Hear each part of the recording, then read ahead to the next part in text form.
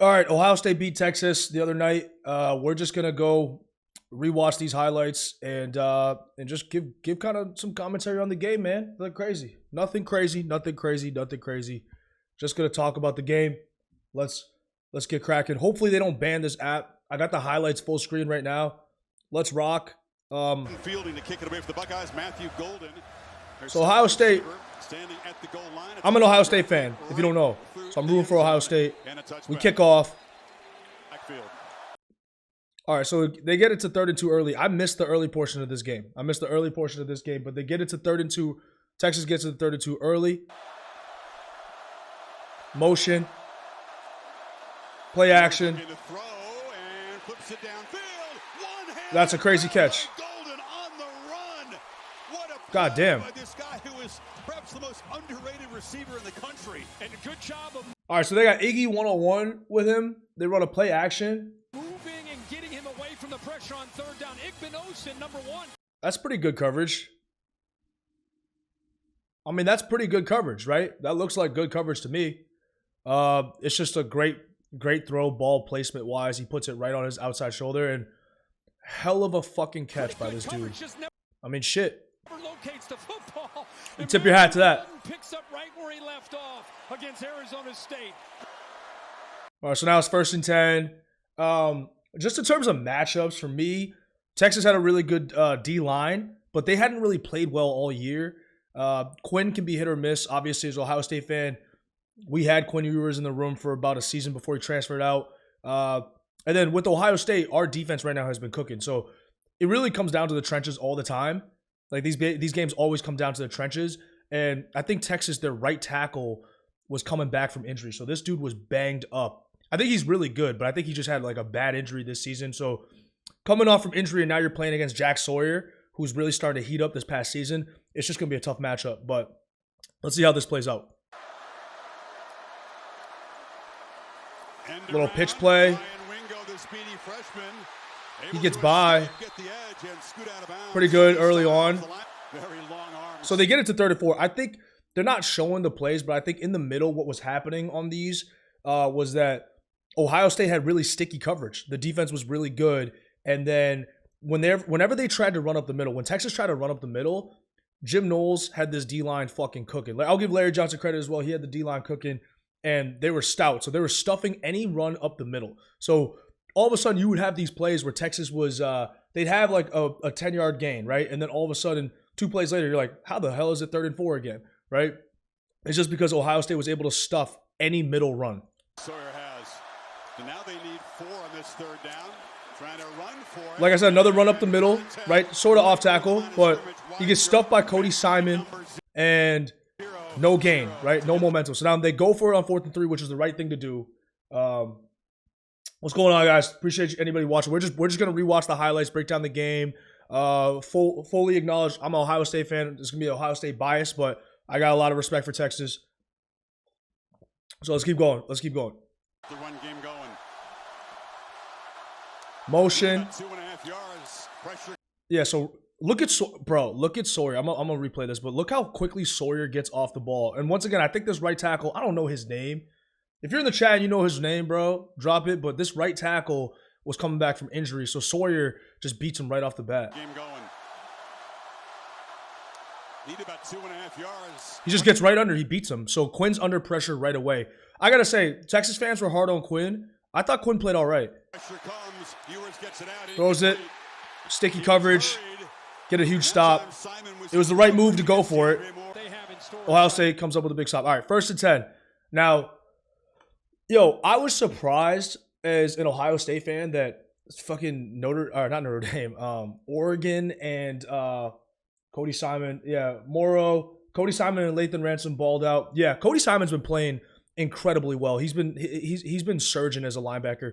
But I was surprised that Oregon and what was the first team? Tennessee. They didn't cover Ohio State the way that Texas did. So Texas's strategy was basically, where's Jeremiah Smith? All right, Jeremiah Smith is here. They shadowed him with Mark Barron. I don't know if his name's Mark Barron. I forget his first name, but his name's Barron. He's really good.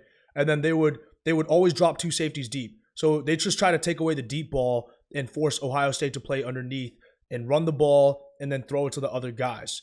which is smart, and that's what they should have done. Affect his rhythm.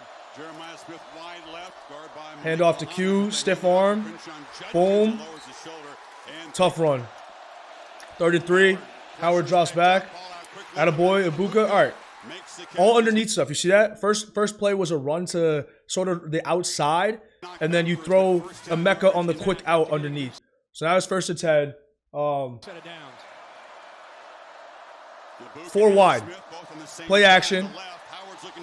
Yo, so this play, I was a little bit nervous, right? Because Will Howard, I love Will Howard, but as Ohio State fans know, Will Howard is good for one bozo play a game. One bozo play a game. And he's fine after making mistakes. He usually bounces back, but he's always good for one bozo play. This throw that he made was literally like inches away from being picked off. Ibuka and Smith both on the same side, the left. Like I think this linebacker actually had his hands on it, just went right through his hands. Howard's looking to the right, and the almost forgotten man. When I was watching that live, I thought it was a pick. Yeah, all right, so we're gonna see this. Good protection. Look at that pick. Look at that blitz pickup right there.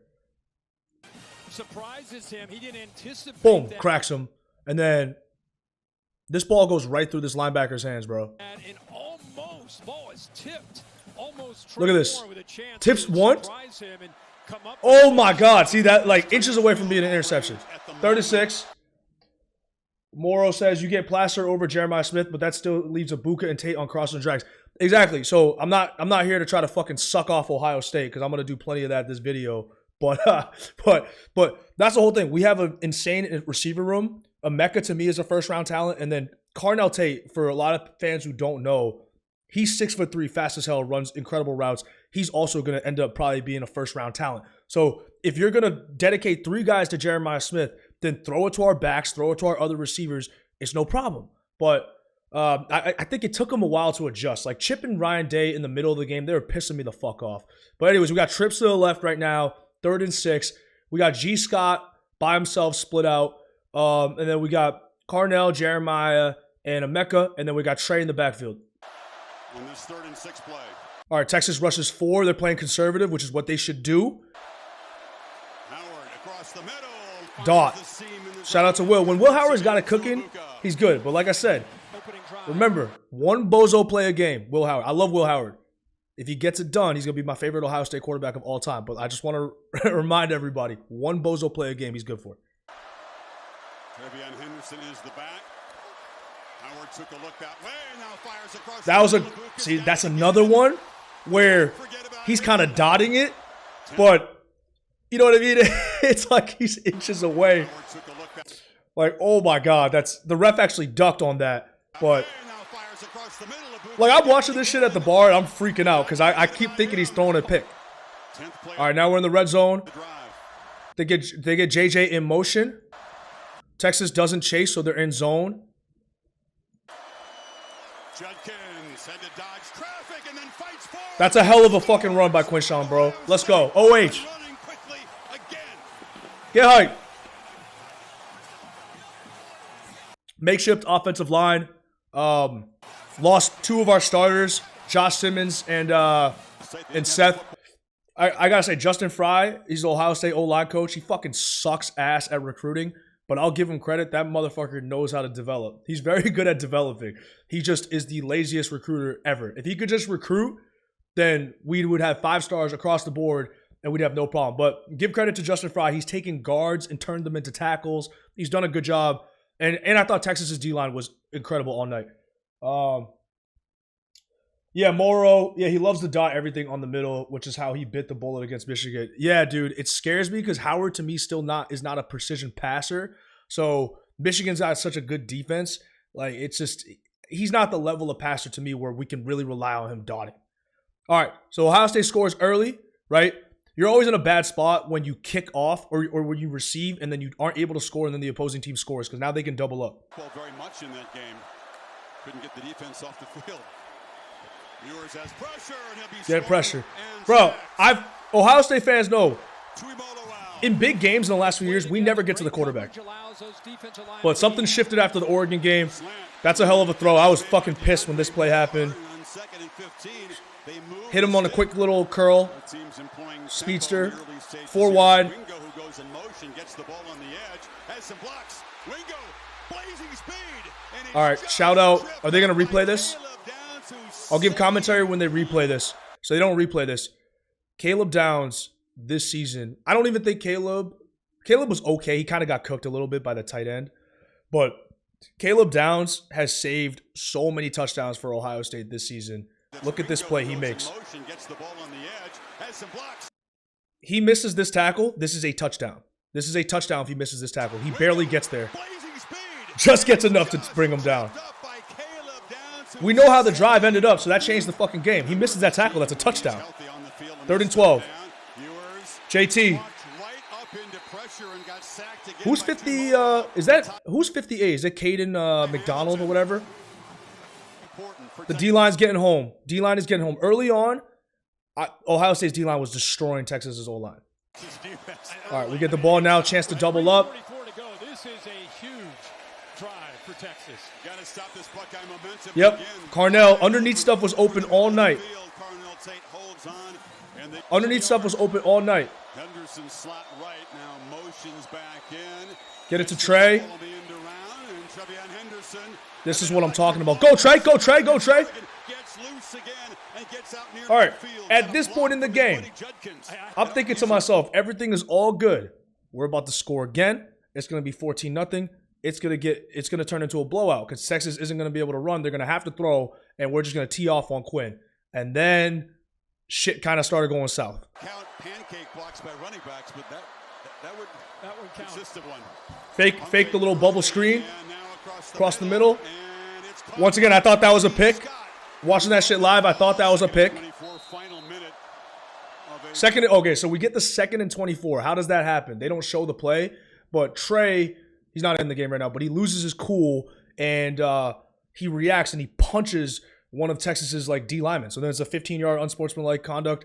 The drive is over. You killed the drive at that point. Ohio State dominated first. And Trey knows better than that. Yeah, gets wrestled on the ground. Drive is over. Drive is absolutely cooked. You're just 3rd and whatever. What do you even do? Texas comes after it. Punts it, playing field position. Directed over near the 10-yard line, and Bolden makes the catch. Now he's running. A couple blocks. Look out! Drop the ball.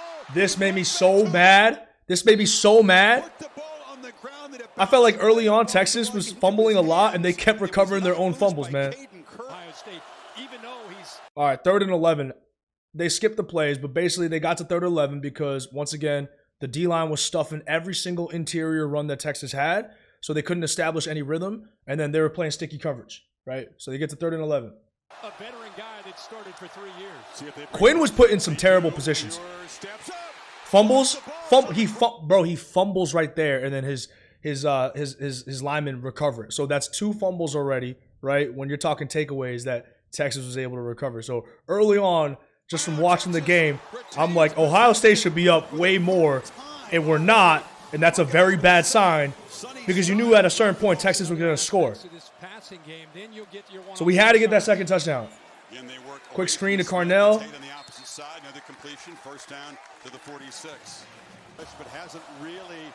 Second and 20, another holding penalty. We're killing ourselves with penalties. They rushed 4. Howard, that's fine. Underneath. I'm fine. I'm fine. Take that. Take that when it's there. Take that. 3rd and 8. Let's go. That's a drop. That's a drop. That's a drop. Good coverage, but Abuka had that. Abuka needs to make that catch. He's too talented to not make that catch. That's an uncharacteristic drop by Mecca. Kills the drive. Kills the drive, bro. Drop pass, kill the drive. Now we got to punt. You're up 7-0, but you should be up 21-0 at this point potentially, right? So you're giving a great team in Texas a chance to fucking tie this game and make this thing a game. So I'm watching this game at the bar, and I'm just nervous. Like I was talking to some other Ohio State fans. We're just nervous the entire time because this has shades of 2019 Clemson. It has shades of 2022 Michigan. It has shades of 2022 Georgia. Just games where like you should be up way more and you're not, and then you're leaving the door open. Handoff. Yet to get the tight end involved. That was one of the few interior runs that kind of went well for them. Let's keep going. They end up punting 30-18. Howard. Scanning, going downfield and going up to So we get some yards back. on the sidelines, but Hell of a catch. But we end up punting again. guys, So now at this point, both teams are just playing the punt game. Both teams are just punting back and forth. Neither offense is doing anything. Texas's D-line started heating up as well, so they were starting to shut down everything we were doing. making adjustments when the snap came. Ewers. And Ewers across the middle. Yo, I forgot about that play. That is absolutely tragic. This dude looked like he just tried to drop the ball. Who got hurt against They show a replay on this? As they go back to work. Terrible drop. Scored since that opening possession. Quinshawn. Judkins, nowhere to run, turns back Yeah, to the it's middle. just Texas is swarming at this point. We're not getting shit. Lole with the break. Try to erase 3rd and the 10. lead. Want to get a score. Want to get something. Pressure comes. Nope. Doesn't matter. They sack him. And just the second time. Oh, man. This was not good at this time. I really felt like momentum was swinging Texas's way, and it was looking very bad. Let's see who was open. I'm replaying this. I want to see if anybody was open. Pressure comes. So, I can't tell. They're not showing the all 22. Either way, gets sacked. It's looking ugly because now Texas has a chance to drive, right? The D-line starting to heat up, so 3rd and 10. But we get him in a bad situation, too. It is picked up. Ewers has a chance. But look at Ewers using his leg. Ooh! Lowers the shoulder right near the Quinn's not really a runner, but he wanted that. Where's that marker? I know where I gotta go. Takes the hit. Lean into this. I mean, he's down. He's down. He's easily down. If we go down here, he's easily down 1.5 yards. Oh, he's short with that knee. Short. the knee hits But I think they give him the first down. That would put playing better if you're Syracuse, but Did they give him the first down on this? turn momentum back Ohio State's way. Okay, no, they don't give him the first down. Thank fucking God, bro. Arch, look, he's getting his head. On 4th down. So they bring in Arch, Deliver. redshirt freshman. We know he can run. Running around. QB option. Makes a cut. He gets it. Down Texas. Now I think he fumbled. I know they called it on the field as he was down. And then Arch right. So the ball was starting to come out the second he got hit before the knee came down. Then Arch right here, he's down. Yeah. Left leg is down. 50, whatever. Doesn't matter. Let me see. What do you guys think? Pointing at the screen, thinking So he hits him. Still got possession of the ball. this Okay, see, this is the part. Before he's down, you see that ball shook a little bit. It just depends. Do you call that possession or not? is a chance to be a But if they rule it on the field as he's down, then I don't think it's inconclusive. Or I think it's inconclusive. So you got to, whatever, give Texas the ball. Ransom was there Right. trying to punch the ball out. 42.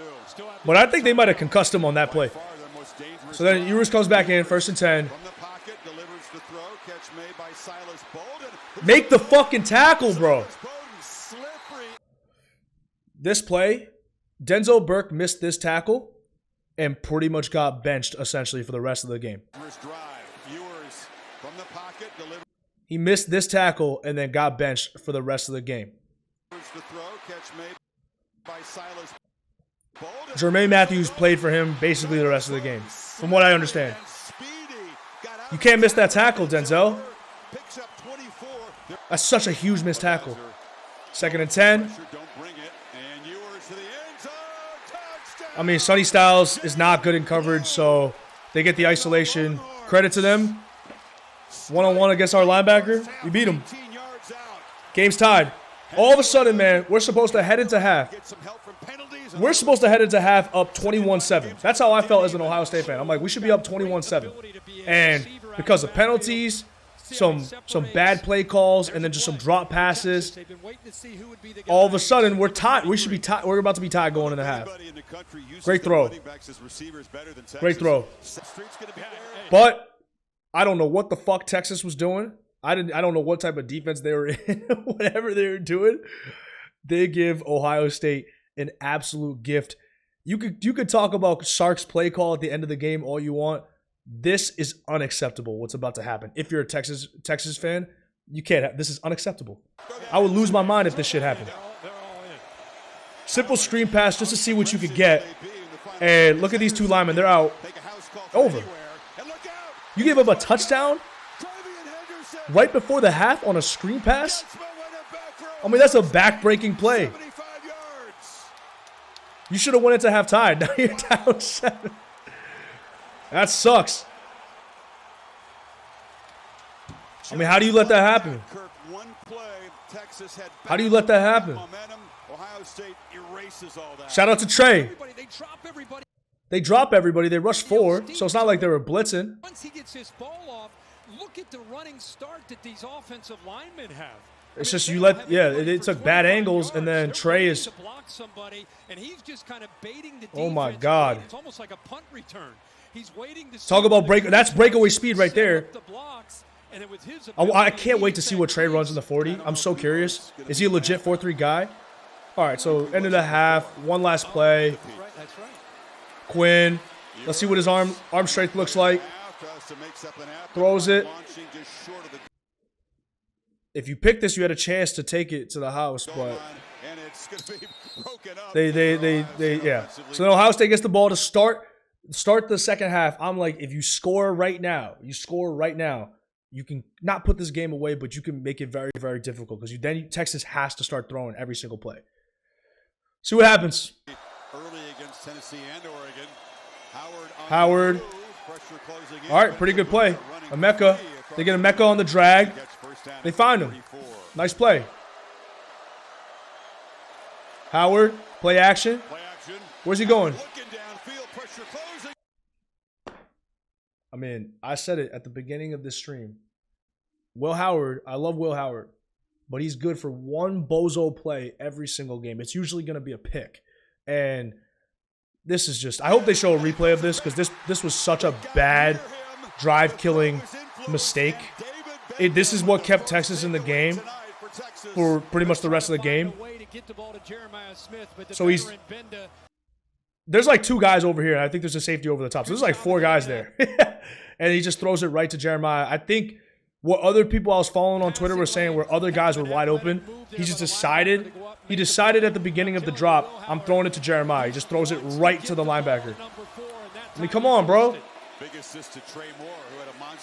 And now look at this. Now they're coming back. First down right away. Now they got momentum. 3rd and 11. Let's see what happens. Pressure. Finds him. Okay, all right, so they stuff it. So we get the ball back. All right, this play, I'm gonna let this play out. This was the single play that made me the most mad at the coaches because drop passes, like those are mistakes. The players are gonna make mistakes. Like Will Howard's pick, he's gonna make a mistake. It is what it is. This play was unacceptable because I can't blame any of the players. This to me was just purely on Chip Kelly trying to get way too cute. 3rd and 1. Pitch, Judkins. No, you run a slow developing halfback pitch on 3rd and 1. All you got to do is you have a 6'5", 200 whatever pound quarterback. Just QB sneak it. That's like a foot. Just sneak that shit. He's going to get it. Or I'd be less mad if you just ran a halfback dive. Instead, you run a slow developing pitch and you let all of these guys wash over and you just give them a chance to get there. I don't know what to say, bro. And that was a huge mistake by the coaching staff because you can't go for it now on 4th down that close to your own end zone. So you just killed another drive. How many opportunities are you going to give Texas to tie the game? That was a hell of a play by Quinn. Once again, we get there. Ohio State's pass rushers get there, and Quinn just makes a Mahomes type of player. Or Mahomes, not a Mahomes type of player. Just makes a Mahomes type of play. We got him. Sawyer's got him. Sawyer's about to rip him on the ground. And then, yeah, he gets rid of it. That's how you make plays. He made a play. Now we got to make a play. Come on, Buckeyes. We got to make a play. 2nd and 11. 4-man rush. Another little dump off. This is how Texas started countering, right? I think what they started to do is they just started to, I think they realized, all right, we're getting our asses kicked in the trenches right now. Because every time I keep going through this, right? Shout out to you, Les, for staying in the chat. But every time I go through this, it's like 3rd and 7, 2nd and 11, because Ohio State was basically shutting down everything on the inside, and they were getting TFLs. They were tackling these dudes for losses. So then what Texas said is like, all right, we got to pass against them. We're not going to be able to really run the ball against Ohio State, but we also can't just put Quinn back there without any sort of outlet. So I think they started having the running backs like sometimes hang around and chip, and then just hang around here is just like a safety blanket. And they started scoring, like they started getting down the field off of that. It depends on what they can do on this 3rd down play. Pressure comes. They leak out the running back. Let's see if they show a replay on this, because this play, I lost my fucking mind in real time when this play happened. I wasn't even mad at the defense, bro, because at that point, like, how long are you going to expect the defense to play perfect? Chance to stay with him down on that left sideline. Another great call. Yeah, so let me replay. So what happens? So does he just leak right out? Yeah, he just runs right out. So at this point, he's been hanging around chipping, I think, and he's been leaking out more towards the flats. Now they've kind of game planned Ohio State. Ohio State's expecting him to stay in there and pass protect. It's a great play call by Sark. He's like, nah, I'm just going to leak him out, and then it's a touchdown. I'm not going to replay this because that play made me mad. But shout out to Quinn. He started settling down. Like early on, we were getting to him, sacking him, putting his ass in the dirt, and then Quinn kind of settled down. I thought he played a really good game. 1st and 10. Got to answer here. That's how you do it. You got Carnell Tate. Amazing wide receiver. He's going to be our #1 wide receiver next year. Or no, it'll be Jeremiah. I misspoke. It'll be Jeremiah. He'll be number 2. Who's this penalty on? After the play, personal foul, unnecessary roughness, offense, number 6. What? Who the fuck? The down count. Show a replay of that penalty, man. This is once again, we're Ohio State, bro. Where's the unnecessary roughness? That's a dangerous play. I mean, listen, I'll be honest with you. That's a dangerous play. Like, he could have broke his neck. Fair is fair. Fair is fair. That's a dangerous play. But that, to me, is also a little bit of a fluky play, because you can't blame a dude for trying to run in and then push the pile and get Carnell extra yards.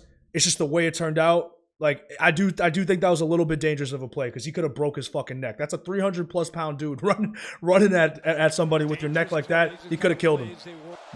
So I get it. But now as Ohio State, like, we're just putting ourselves in terrible situations. I don't know how they got it to 1st and 10. Maybe that was after the play. So then it's like we got the 1st down, and then you get the yardage deleted. So it's basically just a replay of 1st down, right? So once again, we should be further down the field. We're not, because of penalties. And you're just killing drives, man. Or you're making it a lot harder. He almost lost the ball there. Right, I didn't see who gets beat on this. What happens on this? Dangerous play. These are kind of plays they work. So they're 4-man rush, Donovan Jackson.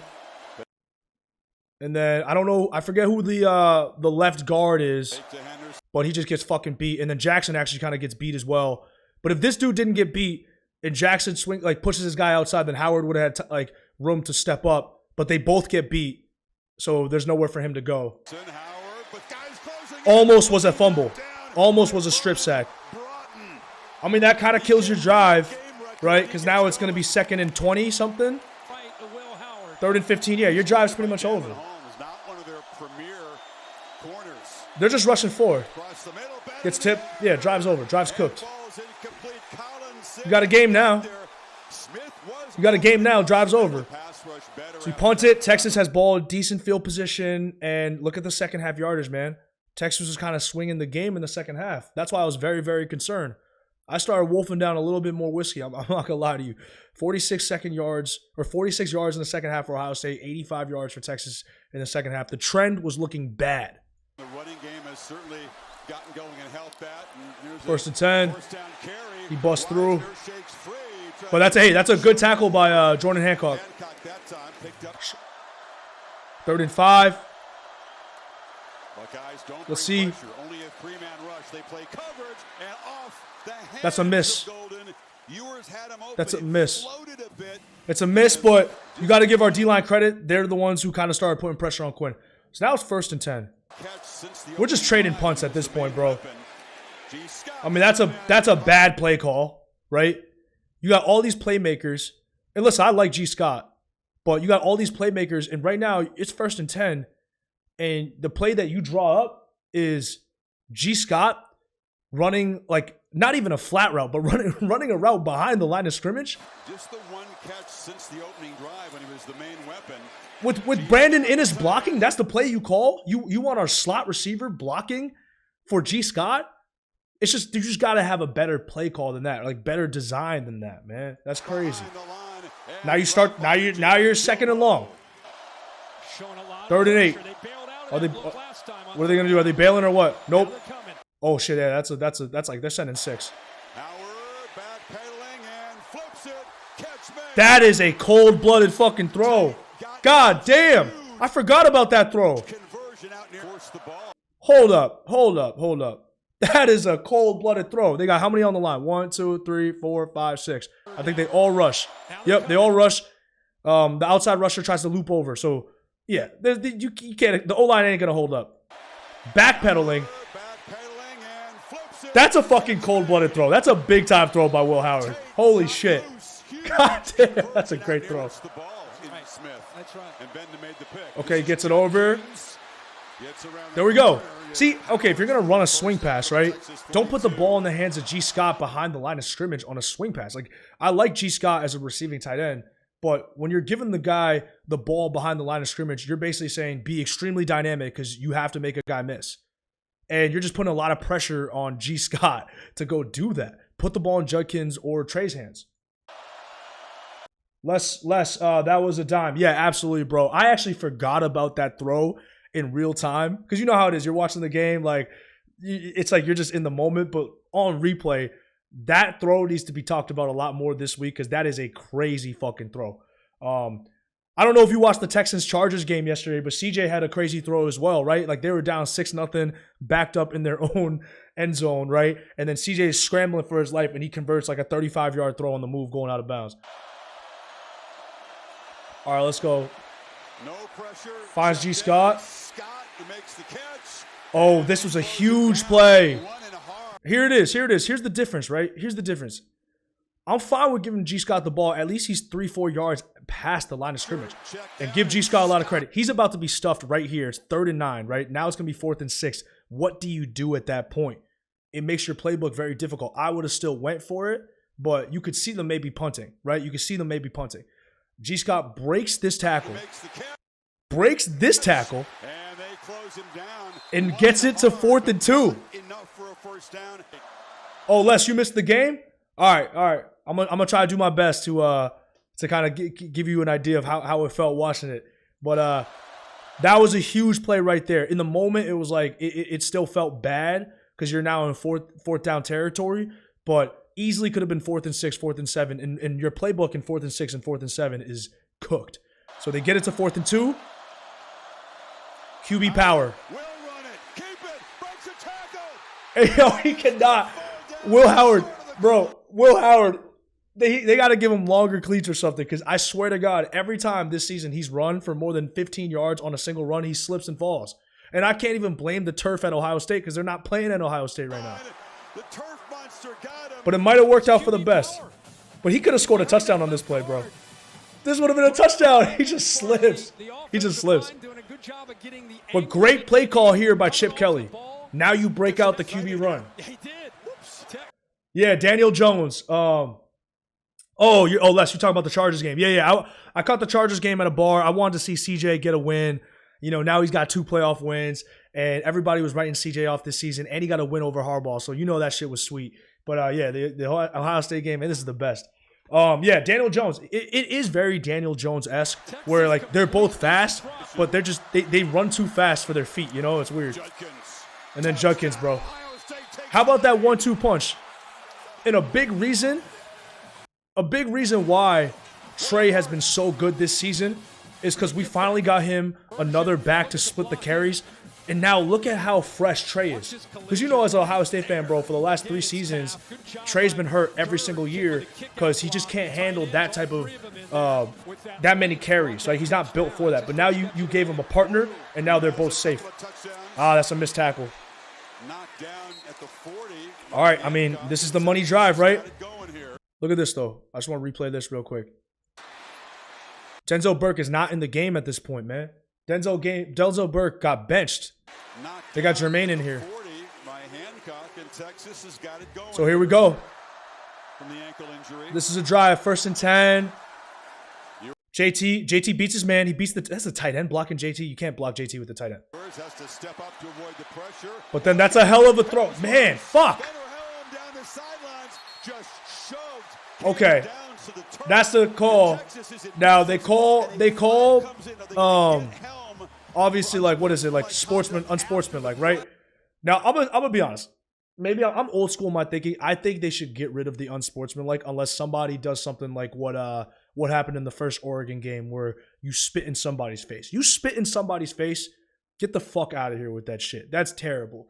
But I think for these type of plays, man, I don't think you should call unsportsmanlike. I don't think Trey should have got called for unsportsmanlike. You know what I mean? So I think at this point, Ohio State had 2 unsportsmanlike conduct penalties, and then Texas gets 1. I think the refs were trying to even it out a bit. But this was a huge call that went against Texas. Now, obviously, they ended up getting down to the red zone anyways. But we've seen so many this was a huge call. In this game. Conduct, offense number 85. It was unsportsmanlike if you're going to point at somebody, but I don't think they should call it. Either way, Texas still ended up getting down to the goal line. So they didn't kill the drive. And then, bro, that's a beautiful throw. I was sick at this point. Les, I was sick, bro, at this point. I was sick. Because it just felt like it was going to happen. I'm going to pause right here. It just felt like it was going to happen again, bro. You know what I'm talking about? It felt like it was going to happen again where it just had shades of 2022 Georgia, 2019 Clemson, 2022 Michigan. You know, where like I feel like we're the superior team for most of the game, and then a few calls don't go our way, but you can't even blame the refs. Clemson, you could blame the refs on that fumble return that wasn't called that. But, you know, we also shot ourselves in the foot. Penalties, killing drives. We should be scoring more points. And then all of a sudden you look at the scoreboard, you're like, we're in a fucking game. They score here and we don't score. They might win this game. Yeah, Les, I was nervous as fuck. Our coverage was dying. I was screaming at the broadcast at this point. Like, I was screaming because, like, let me replay this. Let's see how much pressure they got. I was screaming at us to start rotating on the D-line because I felt like our defense at this point was just so tired. So they got Sawyer dropping, and they rushed. So they sent a corner blitz with Jermaine Matthews. See, I don't like this play call. And no disrespect to Jim Knowles because he's been awesome, but this is kind of a crazy play call. You got Jermaine Matthews and Jordan Hancock being the ones rushing along with Tyleek and JT. I mean, you got 2 DBs rushing. Who's in coverage? Who the hell is who's in coverage? Nobody. You got a linebacker, two safeties, and a linebacker in coverage, and that's what happened. They schemed that up. So it was not looking good. Goal line.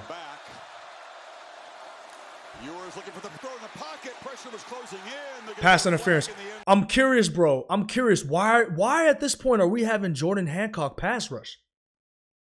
Tell me why we're having Jordan Hancock pass rush. That just seems a little bit odd to me, right? Like I get switching it up here and there, but I kind of want a heavy hitter pass rushing, and I want my coverage DB. Jordan Hancock is a corner. I want Jordan Hancock in coverage. Looking for the throw in the pocket. Pressure was closing in. They're going to get a flag. Yeah, that was on Ransom. Lathan didn't need to commit the PI. Felt like they were going to score. So at this point, I think I tweeted out. I was like, all right, now Texas is going to tie the game. I tweeted out, Texas is going to tie the game, and then we're going to have to find a way to play against the too high coverage, right, to score the game-winning touchdown. I already assumed Texas was going to tie the game. 1st and goal. 1st and 2. In this goal line defense all season long. Looking to throw for it. Another PI. Another PI, bro. They get another yard closer. That was 1st and 1. 1st and 1. And I mean, he hooked him. It was a good call. He hooked him. All right. 2nd and goal. So we stuffed the run. So they don't show the first down play, but we stuffed the run on that. They tried to run middle, got nothing. So we actually backed them up like an inch or two. Pitch on the edge. Strung out. This play changed the entire game. I know I'm going to give Jack Sawyer his credit. Don't worry. But this play changed the entire fucking game. Entire play. I'm gonna replay it. This game changed the entire. This play changed the entire game. Now they ran a toss. Now if you're a Texas fan, you could get mad at Sark as well because I would have been mad. I would have been like, hey, I want you to just try to run it like right up the middle and just try to get it. It's a yard, right? But they get cute and they run a toss. I'm not a big fan of toss plays generally. I just generally don't like toss plays. But they run a toss and look at what Caleb Downs does. He's so fast that instead of taking this angle to try to get ahead of the tackle that's pulling, he sprints behind the tackle and just knifes that gap. And he actually gets, like, he has to dive here because he doesn't have the best angle on this guy. He's just so fast and he diagnoses the play so quickly that he's just able to get there. Yep, Les. Caleb Downs read that pitch real good. He is a football genius because he literally knew, like, I don't know how they teach it, but they probably don't teach him to go through that gap.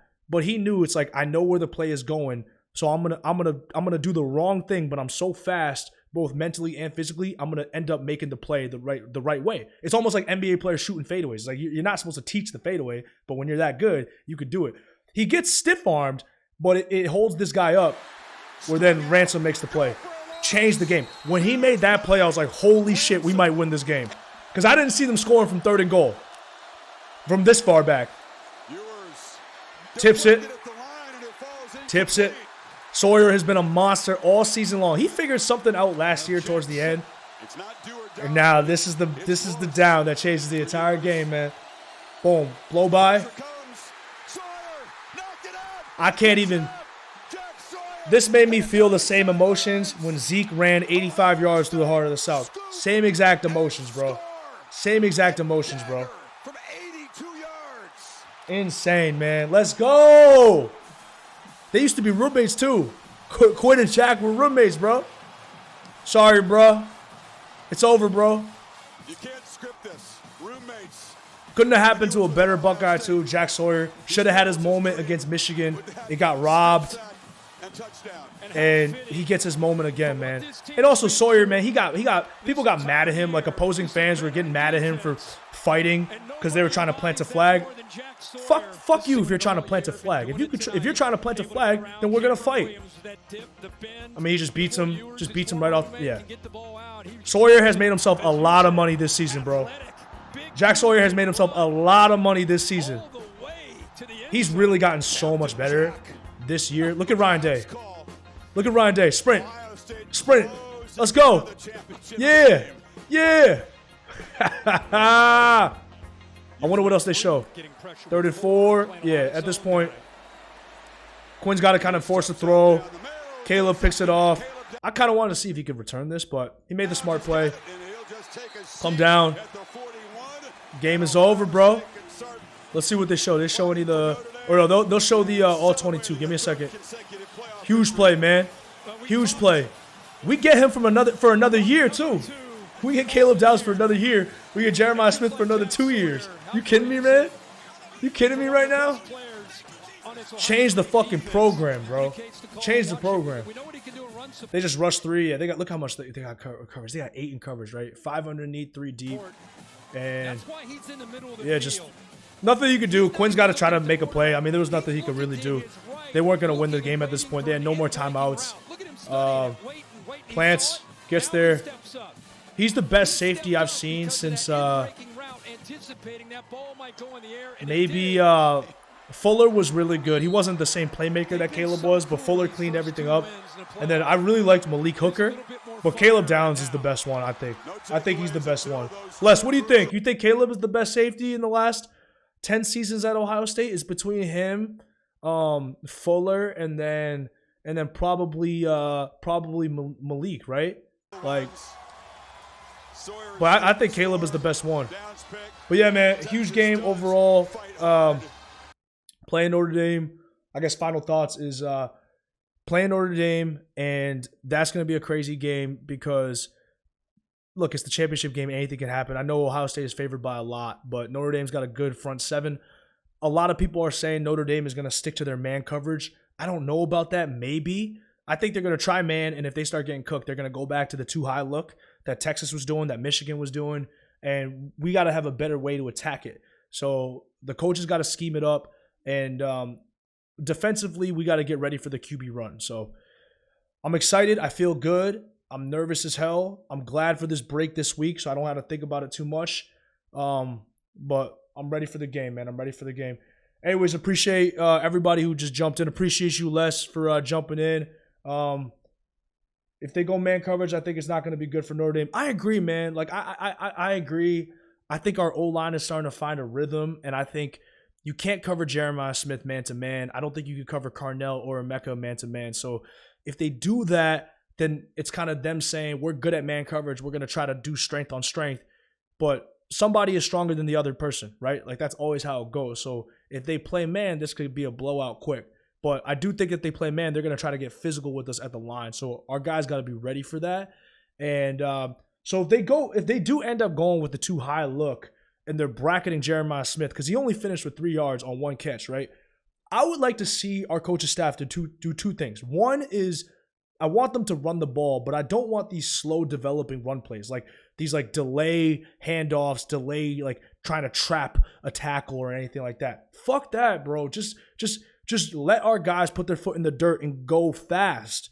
Off tackle plays, right? Like, I just want them running fast and a little bit to the outside and see how that goes. I just want the plays to be quicker if you're going to run. Number 2 is obviously you could target Emeka and Carnell. Like, Carnell had a big game because they were giving all their attention to Jeremiah and Emeka.